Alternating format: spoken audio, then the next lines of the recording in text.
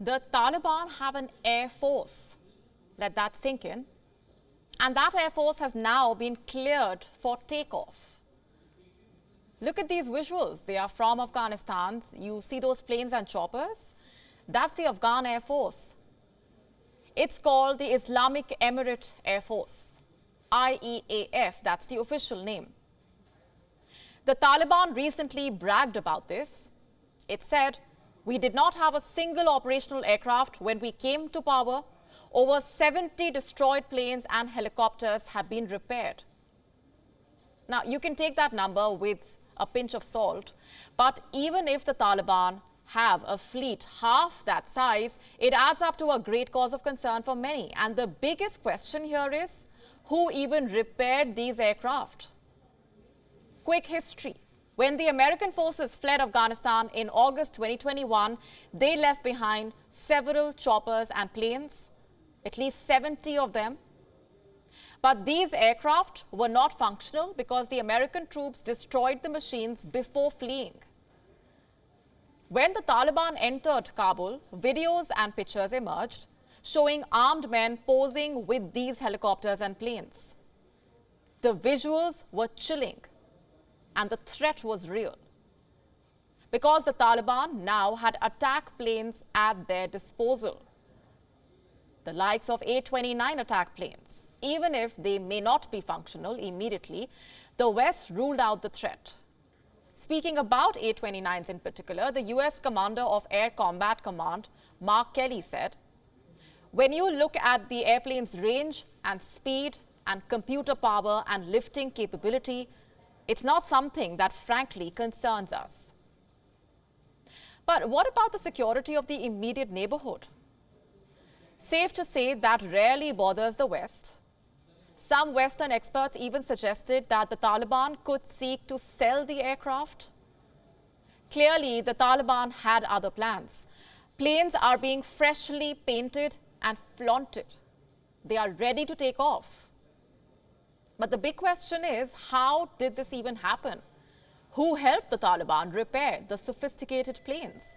Who helped the Taliban put these aircraft back in shape? It will be wrong to say that the Taliban have no experience when it comes to flying, because they do. The Taliban have used Mi-8x7 helicopters in the past, soon after its emergence in Kandahar. It also got its hand on MiG-21s. But the machines that America left behind are not the same. Like the Black Hawks. How did the Taliban have the expertise to repair them? Remember, a Black Hawk crashed when US SEALs descended upon a compound in Pakistan's Abbottabad to capture the world's most wanted terrorist, Osama bin Laden. Instead of repairing the chopper, the SEALs decided to destroy the chopper. Here, Afghan forces seem to be hinting that their engineers managed to repair the complicated machines. In August this year, the Taliban released a statement. They said they recently repaired 35 tanks, 15 Humvee armored vehicles, and 20 US-produced Navy Star 7000 military vehicles. But an American aircraft is surely more complicated than its Humvee. And for that matter, even the aircraft Taliban seized from the Afghan Air Force, the likes of C-30 cargo planes, A-29 attack planes, are more complicated than a Humvee. So who repaired them for the Taliban is the immediate question once again.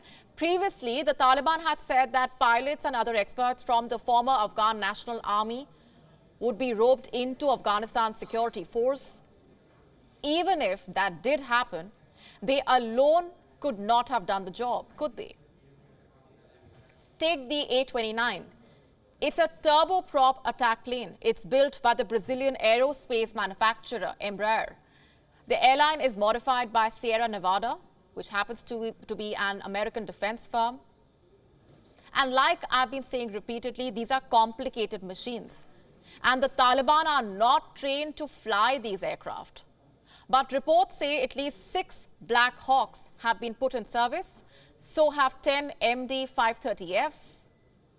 Not only have the Taliban been able to get them airborne, but also take care of the logistics. You see, flying these aircraft requires both skill and money, and a lot of money. Every time a chopper or plane is airborne, you need to service it, both before and after that flight.